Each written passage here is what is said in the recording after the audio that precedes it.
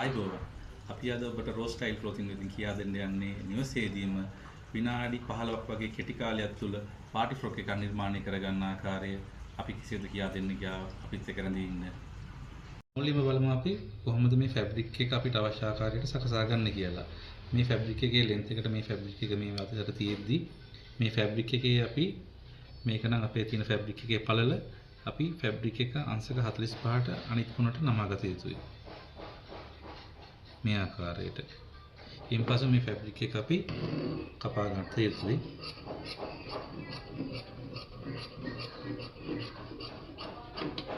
right.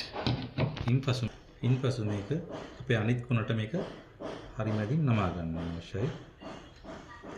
right. මේක තමයි අපේ මූලික ෆැබ්‍රික් එක අපි හදා සකසා යුතු ආකාරය. අපි බලමු නේ කොහොමද කියලා අපේ නෙක් එක ආම් හෝල් එක කපා ගන්න.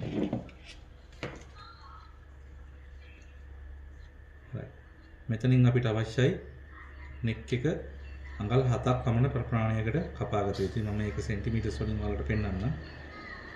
මේ සෙන්ටිමීටර් 7 අපි මේක නෙක් එක විදිහට ගන්නවා. ඊට අමතරව සෙන්ටිමීටර 3ක් අපි ඒක ගද්දී අඟල් 3කට ගන්නවා නම් ප්‍රමාණවත්. ඒක අපිට අවශ්‍ය විදිහට ඩිසයින් එකේ විදිහට යොදා ගන්න පුළුවන්.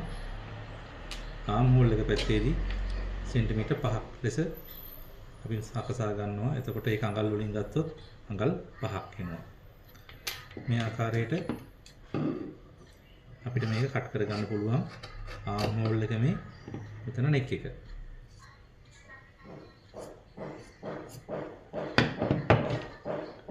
right. මේක තමයි අපේ මූලික පදනම වෙන්නේ.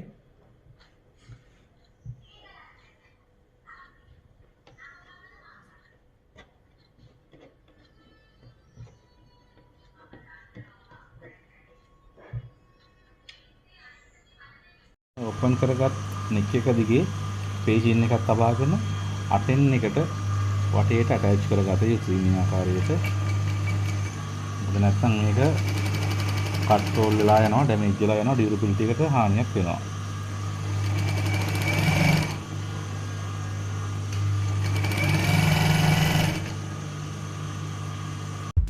This dress design by Uncommon designer Rose Style. Try it and feel the beauty.